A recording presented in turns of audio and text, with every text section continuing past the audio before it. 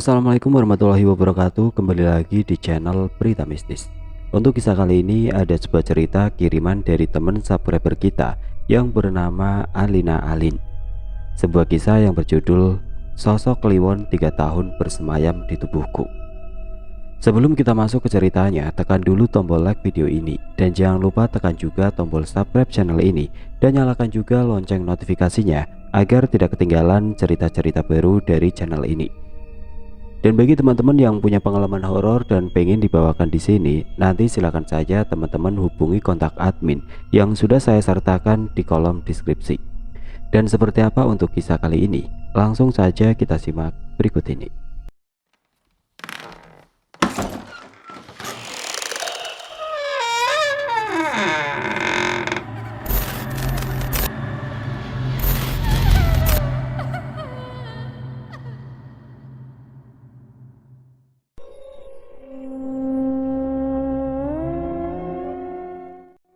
Sebut saja namanya Lina.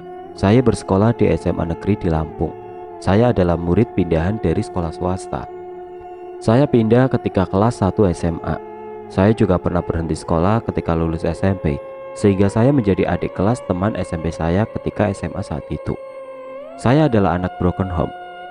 Saya dua bersaudara yang kebetulan satu angkatan. Saya tidak kembar, tapi orang tua saya memperlakukan kami seperti anak kembar. Saya sekolah di SMA sedangkan adik saya di SMK. Selain sekolah kami yang berlawanan kelakuan dan sikap kami pun hampir horizontal. Adik saya adalah anak lelaki yang sangat betah di rumah, sedangkan saya adalah anak perempuan yang tidak betah di dalam rumah. Hari itu bermulai tepat hari Senin tahun 2012, di mana saya menjadi murid kelas 2 SMA negeri. Seperti murid pada umumnya, saya terbilang 10 besar anak paling bandel di sekolah. Selain rekor bolos ketika jam pelajaran, saya juga termasuk 10 besar tidak masuk sekolah tanpa alasan. Hari Senin itu berbeda. Setelah selesai upacara, saya, Dila, Mawar, Niken, dan Dewi tidak memiliki rencana untuk pergi berbolos ketika jam pelajaran. Kami sudah memiliki rencana sepulang sekolah ke desa Sukamakmur untuk menonton kuda lumping. Semua bermula dari sini. Saya mengendari motor matic warna hitam seorang diri. Lalu di belakang saya ada Niken dengan Dila memakai motor matic warna hijau. Lalu disusul beberapa anak lelaki lainnya yang kebetulan memiliki rencana yang sama. Saat itu saya belum pulang ke rumah karena memang saya terbiasa tidak pulang ke rumah dahulu jika jam sekolah sudah berakhir. Berbeda dengan teman-teman yang selalu rindu pulang ke rumah, sedangkan saya lebih suka main tanpa harus pulang terlebih dahulu. Ditambah dengan rumah saya yang berbeda arah dari desa yang kami rencanakan ingin pergi. Dengan artian saya masih memakai seragam putih abu-abu. Pertunjukan kuda lumping itu berada di pasar, di mana tepat di sebelah jalan raya. Di lawan arah adalah rumah yoga, teman satu kelasku ketika kelas 1. Kami sepakat menonton dari rumah yoga yang memang hanya berbatasan dengan jalan raya. Semua teman sudah menaruh curiga padaku saat itu, tetapi mereka semua tidak berani menegurku. "Yoga, boleh aku petik mangga muda itu?" kataku pada Yoga. Yoga tidak menjawab. Dia melihat ke dalam rumahnya dan menghela nafas. "Ojo Lin, dimarahin mama aku nanti," jawab Yoga setengah khawatir kalau ibunya menegurku. Tetapi karena memang dasarnya aku yang bandel ini, aku jalan mendekati pohon mangga. Aku loncat ke atas dan aku petik seketika itu juga.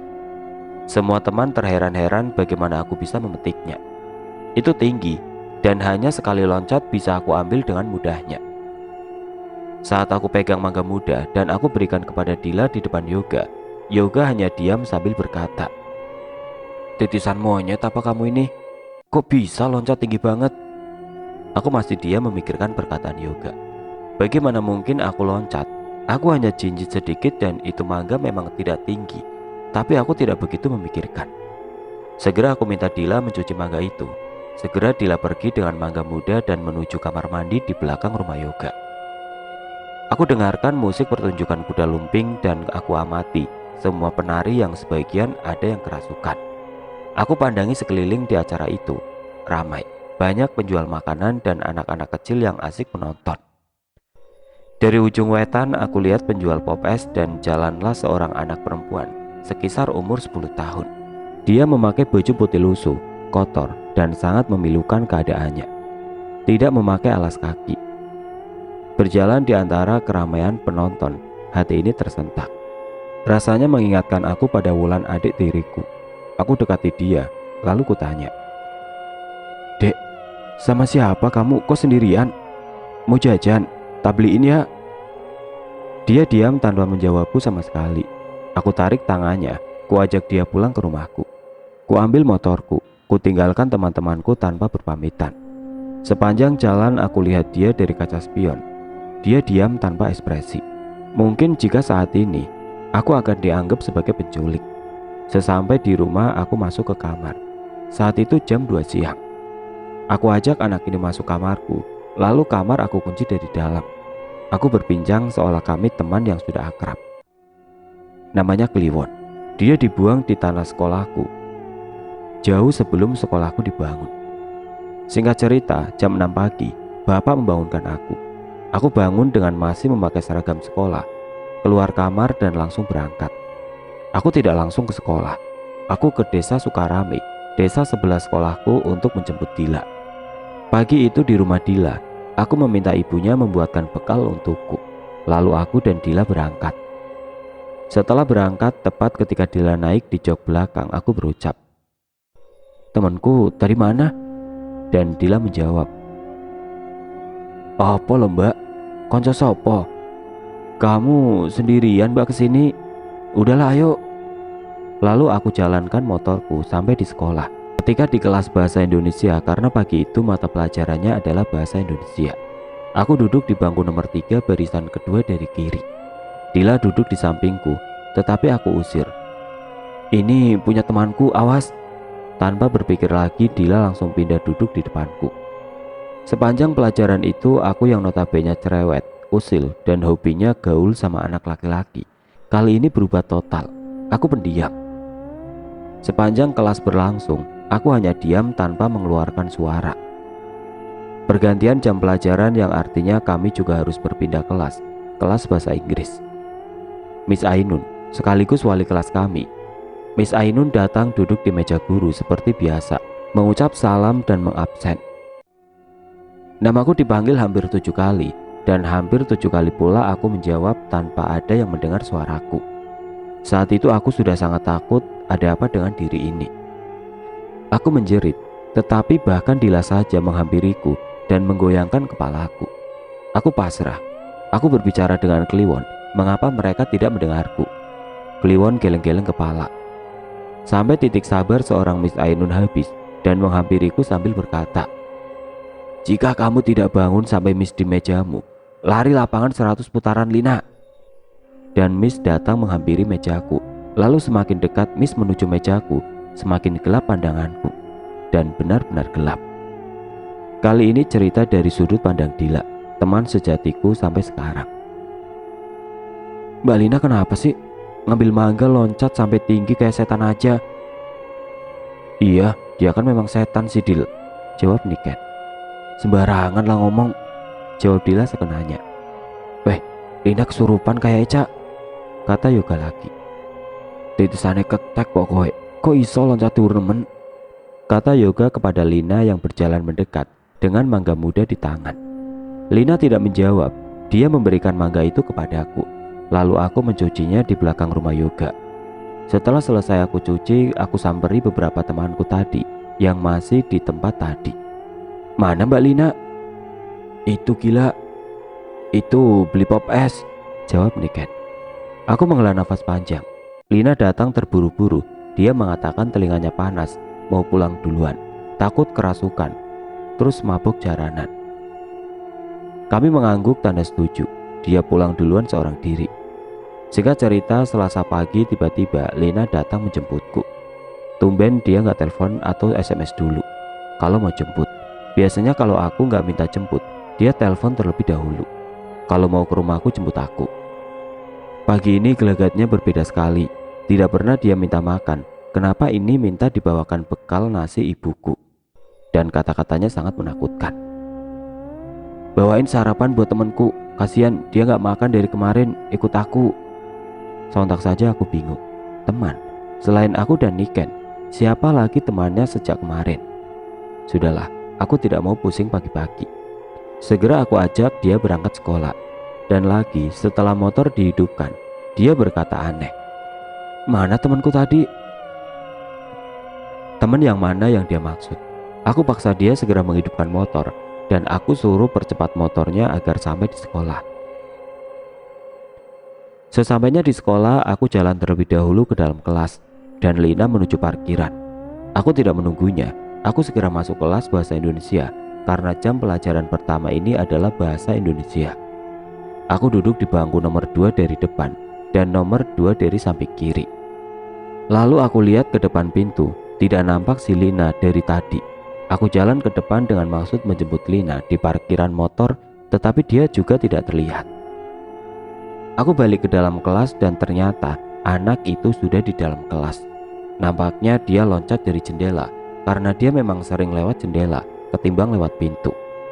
Aku tidak begitu menghiraukan dia. Aku duduk bersama teman-teman satu kelasku, ngobrol ngalor ngidul sampai bunyi lonceng membubarkan kami. Aku lihat Lina duduk di belakangku. Aku menghampirinya dengan niatan mau duduk satu meja dengannya di pelajaran ini. Tetapi semua tidak semulus harapanku. Aku dibentak, bahkan diusir dari tempatnya. Jangan, ini punya temanku. Itu yang aku dengar. Lagi-lagi teman, siapa teman itu? Aku berdiri dan kembali ke tempatku semula. Di sana ada Dewi. Aku menceritakan kepada Dewi atas keanehan Lina pagi ini.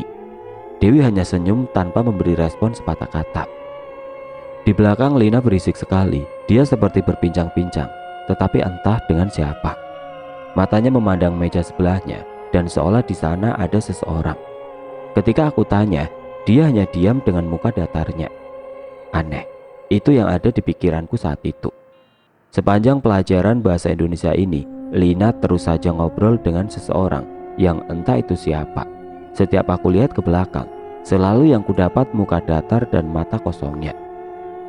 Jam bahasa Indonesia berakhir. Kami semua berduyun-duyun lari ke dalam kelas bahasa Inggris.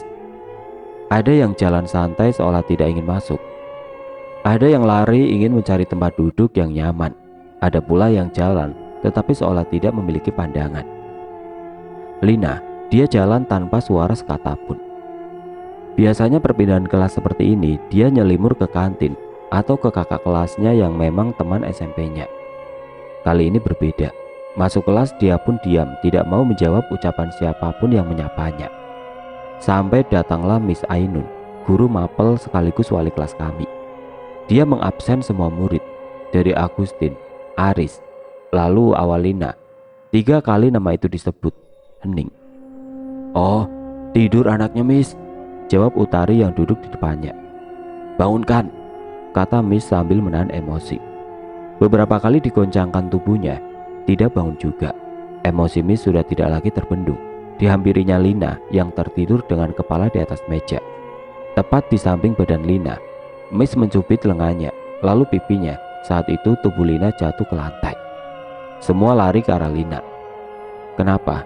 Kenapa suara satu kelas membuat ruangan ramai dan didatangi dari beberapa kelas lainnya yang mendengar riuhnya kelasku saat itu? Aku lihat Miss Ainun meneteskan air mata seperti ada penyesalan. Aku pandangi wajah Lina, dia pucat seperti tidak tidur satu malam. Kami membangunkan dengan berbagai cara, lalu dengan sepakat kami membawa ke ruang UKS. Semua guru hilir mudik melihat keadaan Lina. Kelas kami kacau, 30 menit, 60 menit, 90 menit, 2 jam, 3 jam, tidak juga bangun. Tepat azan zuhur, mata Lina membuka dengan pandangan kosong ke atas tanpa pergerakan apapun, lalu menutup kembali. Dipanggilkannya dokter dari pihak sekolah, diperiksa dan tidak ada apapun yang mendiagnosa Lina sakit. Bagaimana bisa 3 jam pingsan, lalu bilang tidak sakit? Kesal hati ini, tapi mau bagaimana? Kami hanya seorang murid. Dan tepat setelah dokter itu pergi, keanehan terjadi. Lina bangun dengan menjerit, menangis, lalu mengamuk bak kesetanan. Anak laki-laki datang menolong, dari kakak kelas, adik kelas, bahkan teman satu angkatan yang beda jurusan pun ikut membantu. Pihak sekolah angkat tangan dan memberi kabar orang tuanya Lina atas keadaan anaknya. Saat itu kami dan pihak sekolah bingung mau diantar kemana mengingat Lina tidak satu rumah dengan orang tuanya.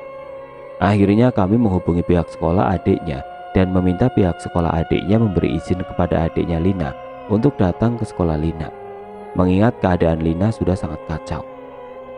20 menit kemudian ayahnya Lina menghubungi pihak sekolah dan meminta Lina diantarkan pulang saja, karena orang tua Lina juga akan ke rumah itu. Dengan kesepakatan bersama, Lina dipulangkan dengan diantar beberapa anak. Tidak cuma beberapa, hampir setengah murid ikut mengantar pulang. Sesampai di rumah Lina, tidak ada orang tuanya, dan para tetangga yang melihat kedatangan kami ramai-ramai penasaran dan akhirnya berkumpul di rumah Lina. Syukurnya, tetangga bisa membuka pintu dengan cara naik ke atas dan masuk melalui lubang ventilasi yang lumayan besar. Setelah pintu terbuka, dimasukkannya Lina ke dalam rumah dan dibaringkannya Lina di ruang tengah dengan keadaan yang belum sadar. Aku membuka suara menceritakan semuanya kepada tetangganya, dan ini adalah pertama kalinya ini terjadi. Selang beberapa menit aku cerita, Lina bangun, mengamuk, dan kami kewalahan. Yang kuingat, kaki kanan ada 4 lelaki, kaki kiri 4 lelaki, 3 orang di tangan kanan, 3 orang di tangan kiri, dan aku memegangi kepalanya. Tetapi dengan sangat mudahnya, kami dihempaskan seolah itu bukan tenaga Lina. Kami menunggu adik dan orang tua Lina dengan risau. Beberapa dari kami membaca Al-Quran di samping Lina, dan beberapa berjaga di luar, bergantian memegangi Lina ketika ngamuk. Entah berapa lamanya ayahnya datang membawa seorang tetua di desa itu. Memang sebelum kami membawa Lina pulang, kami sudah menceritakan apa yang terjadi dengan Lina kepada orang tuanya. Jadi ketika kami datang, mungkin tadi orang tua Lina sedang mencari bantuan. Sejam berlalu, keadaan Lina tidak membaik, malah tenaganya semakin kuat. Dukun itu keluar rumah dengan kekalahan. Beberapa teman kami ada yang berinisiatif mencarikan orang pintar, ustadz, dan beberapa dukun lainnya namun nihil. Tepat jam 4 sore azan berkumandang, Lina berhenti mengamuk dan dia sadar. Kami berucap syukur. Oh ya, di sini ada sebagian yang sengaja tidak aku tulis, karena di sini ada mantan yang datang dan meminta maaf. Dia datang atas paksaan dari temanku yang mengetahui sebelum ini terjadi aku putus dengan dia. 15 menit Lina sadar. Dia cuci muka, duduk di depan bersama aku, Restu, dan beberapa teman lainnya. Sebagian masih di dalam rumah bersama keluarga Lina dan para tetangganya. Tetapi keanehan terjadi saat Restu mengatakan penyesalan meminta maaf dan Lina hanya diam. Di situ kecurigaanku datang. Aku teriak memanggil yang masih ada di dalam rumah untuk keluar. Benar, ini bukan Lina. Dia masih belum sembuh dan entah siapa yang merasukinya. Hampir setengah hari dia mengamuk tanpa lelah dan tanpa sedikit pun tenaganya berkurang. Setiap ditanya diam, tidak ada jawaban. Sungguh jin apa yang ada di dalam tubuhnya. Aku diam memikirkan nasib temanku. Kenapa dia? Ada apa dengannya? Lalu aku mengingat hari Senin itu. Aku mengatakan kepada ayahnya Lina bahwa hari Senin itu aku dan Lina pergi melihat kuda lumping. Tanpa berpikir lagi, aku langsung keluar rumah dan pergi ke tempat pawang kuda lumping, meminta tolong. Dan alhamdulillah, sebelum aku datang, ternyata dia sudah mendengar cerita Lina kesurupan dari cucunya yang kebetulan satu sekolah denganku. Tanpa tunggu lagi, kami langsung bergegas ke rumah Lina. 20 menit akhirnya kami sampai di rumah Lina. Kami masuk dan saat itu tepat jam 5. Assalamualaikum. Dan Lina menjawab, Waalaikumsalam, Mbah. Piye nduk, nyapa awakmu ning kene? Delok nduk, melaske to, cawe wedok iki mau larani, kata pawang itu kepada jin yang ada dalam tubuh Lina. Aku digowo, Mbah, aku diajak, aku ora milu, jawab Lina. Kali ini Lina menjawab tidak seperti sebelumnya. Dia diam jika ada yang bertanya. Ayo, cak api-api kok mau larani, kata pawang itu lagi. Kancane sing jahat, Mbah. Aku diidek kancane. Sopo sing idek? Tiba-tiba Lina menunjukku. Aku diam dan membelalakan mata. Aku penyebab sebenarnya. Tapi aku tidak pernah menginjak siapa-siapa, kataku dalam hati. Tidak benar ini. Dukun itu komat kami lalu meniup kepala Lina dan Lina kembali tertidur. Dirasakan aman, kami sebagian berpamit pulang, tapi tidak denganku. Aku menginap di rumah Lina. Banyak hal yang ingin aku tanya pada Lina nanti malam. Dengan beberapa tetangga yang juga ikut menginap membantu menjaga Lina. Rumah Lina kini ramai. Kami ngobrol seputar keadaan Lina dari Senin hingga hari ini. Rasanya pembahasan kami tentang keadaan Lina tiada henti-hentinya. Sebut saja Warji, seorang pemuda yang sudah matang usianya. Dia sering datang ke rumah Lina hanya sekedar menonton TV bersama Lina dan adiknya. Karena rumah Lina memang nyaman untuk nongkrong, mengingat tidak ada orang tua yang harus mereka sungkani jika bertandang ke rumah ini.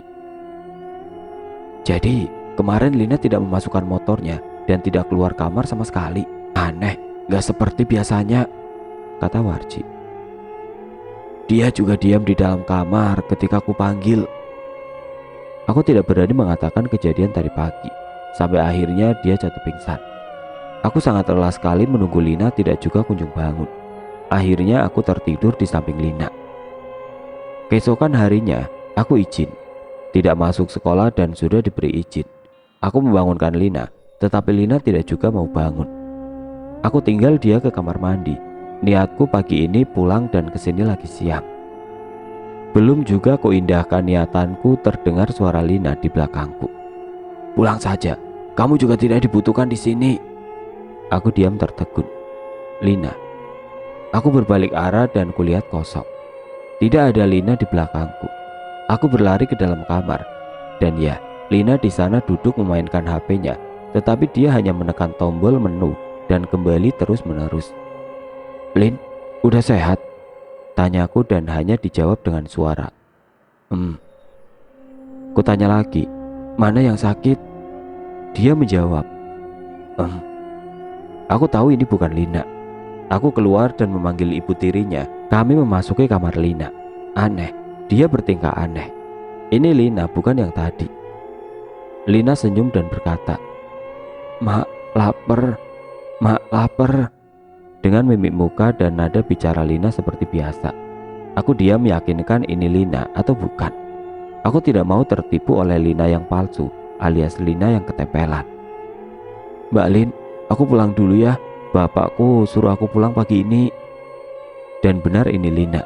Dia merengek memintaku tidak pergi. Lega hati ini, dia Lina yang sudah sembuh, bukan lagi ketempelan kliwon. Aku ke belakang, berpamitan dengan ibu tiri dan ayahnya Lina. Mereka mengizinkanku pulang. Tidak lupa mereka berterima kasih karena aku sudah rela membantu dan merawat Lina kemarin. Aku tersenyum, lalu salim kepada mereka dan pergi. Cerita berganti ke sudut pandang ayahku atau bapak Lina. Hari Minggu sore biasanya aku pulang ke rumah istriku jam 5 sore.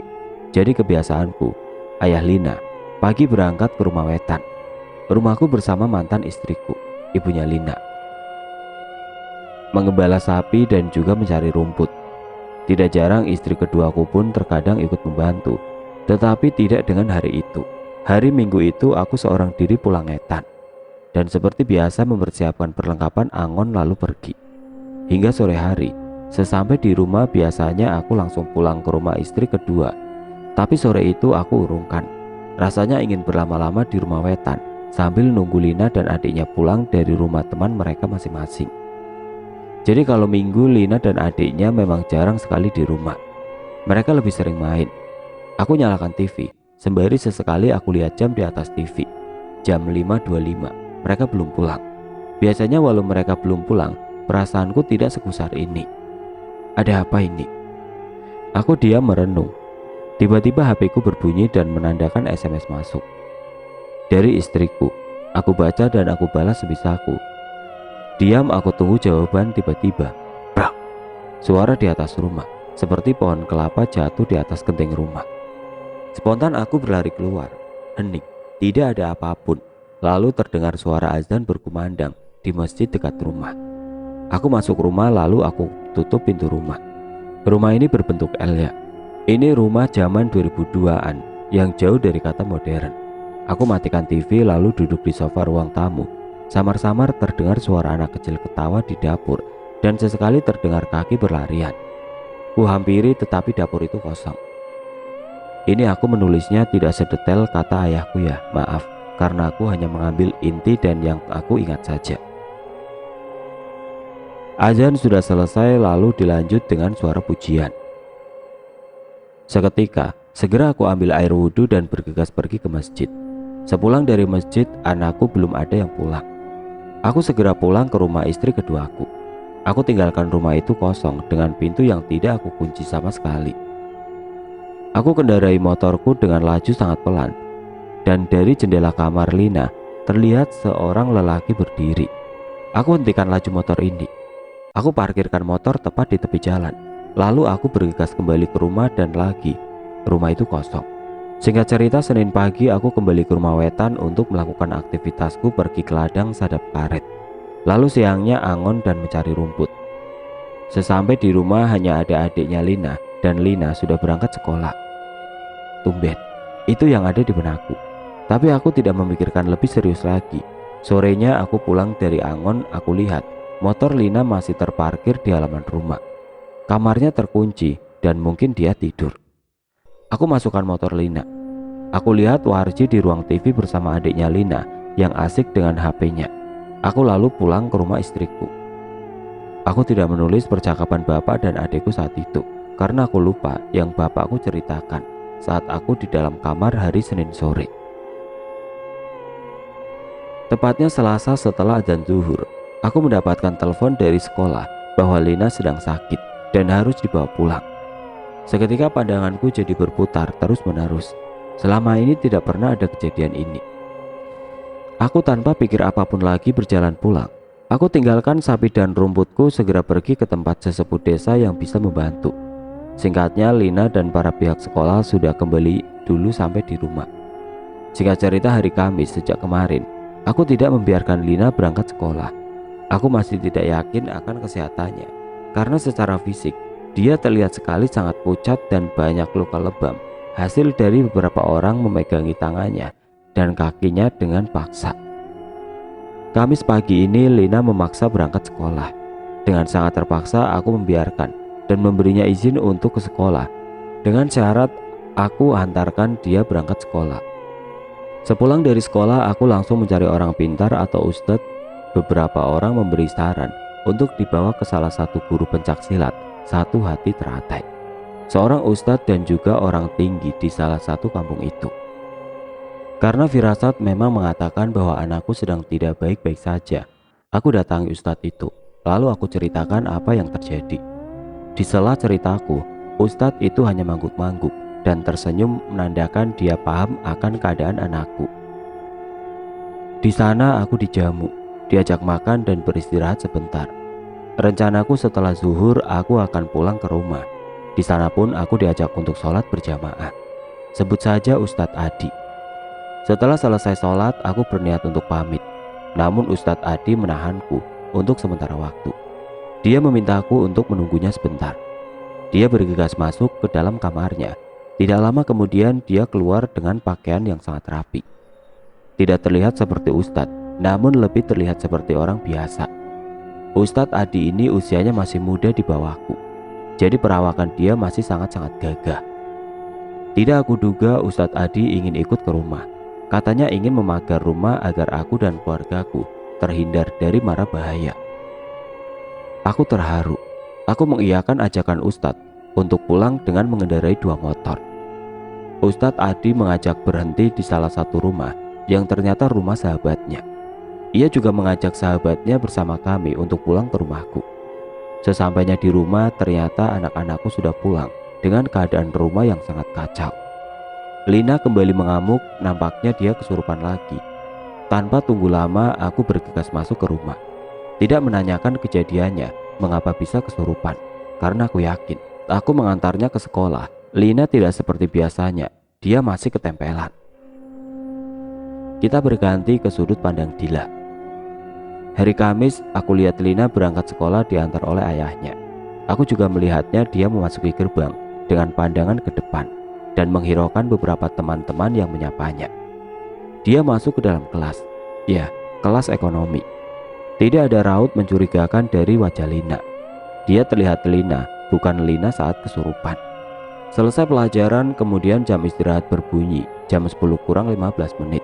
Aku dan beberapa teman lainnya sedang duduk di meja Lina. Kami menginterogasi dia dengan beribu-ribu pertanyaan yang Lina tidak bisa jawab. Salah satu pertanyaannya, kenapa bisa kesurupan? Gimana rasanya kesurupan? Dan seperti apa hantu yang ada di dalam tubuhnya? Seperti apa mukanya? Dan seperti apa rasanya ketika tubuh dikendalikan oleh setan atau jin? Tidak ada satu pertanyaan yang dijawab. Ia diam, seolah dia tidak pernah merasakan kesurupan. Tiba-tiba Wawan datang dari belakang, menepuk pundak Lina sambil berkata, "Ojo nglamun, mengko kesurupan meneh." Ketika tubuh Alina ambruk ke depan, kami semua teriak histeris. Kami mencoba membangunkan dia. Kami bawa ke UKS. Lalu sebelum sampai UKS, dia sudah mengerang menandakan bahwa ini bukan Lina. Ketika teriak sampai di UKS, Kak Lina mengamuk. Kami semua dihempaskan dengan mudah. Beberapa anak membantu memegang Lina dari kelas 11, kelas 12, bahkan tidak jarang dari teman seangkatan kami yang berbeda kelas membantu. Kami kewalahan. Hampir 2 jam Lina tidak ada perubahan, masih saja mengamuk. Beberapa pihak sekolah dan guru-guru khawatir dengan keadaan Lina. Akhirnya dengan kesepakatan kita semua akan mengantarkan Lina pulang ke rumah. Sebelum Lina diantarkan pulang, salah satu dari kami menelpon orang tuanya dan hanya adiknya yang bisa datang menjemput. Adiknya ini bersekolah di sekolah kejuruan, jadi membutuhkan beberapa waktu untuk sampai datang ke sini. Kurang lebih 35 menit kami menunggu dan adiknya datang. Aku dan beberapa temanku mengantarkan Lina pulang sama adiknya. Tidak ingat tepatnya aku berboncengan dengan siapa, namun saat itu aku lihat Lina dibonceng dengan adiknya dan diapit oleh salah satu teman kami. Sesampainya di rumah benar saja hanya ada ibu tirinya Lina saja di rumah. Ayahnya tidak tahu kemana. Namun kami yakin mungkin ayahnya sedang pergi mencari rumput. Sampai di rumah belum turun dari motor, Lina sudah mengamuk histeris dan meminta untuk segera dikembalikan. Kami semua panik. Beberapa dari kami ada yang sedih, ada juga yang membantu memegangi tangan Lina. Beberapa menit setelah Lina mengamuk, ayahnya datang bersama 2 orang lelaki yang kisaran usia 35 tahun. Dia tidak seperti seorang ustadz atau orang pintar yang mengerti hal-hal mistis. Tiba-tiba ayah Lina datang dan tanpa banyak bicara, dia membantu kami memegangi Lina. Kedua orang tua itu datang minta segelas air lalu membacakan doa. Entah doa apa yang dibacakannya. Setelah itu salah satu orang itu memegangi kepala Lina dan Lina menjerit kesakitan. Air yang dibacakan doa diciprat-cipratkannya ke muka Lina. Kemudian ingat, sadar, tapi itu bukan Lina.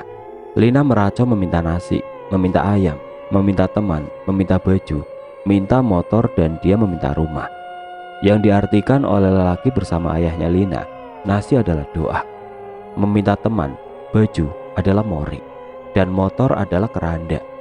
Mungkin maksudnya yang merasuki Lina ini minta dikuburkan dengan layak. Entahlah. 1 jam lamanya akhirnya Lina dapat ditaklukkan oleh orang itu. Lina sadar sepenuhnya. Ya, ini Lina teman kami. Aku tidak bisa mengatakan atau menulis perkataanku saat aku sedang kesurupan. Pertama, aku memang tidak tahu.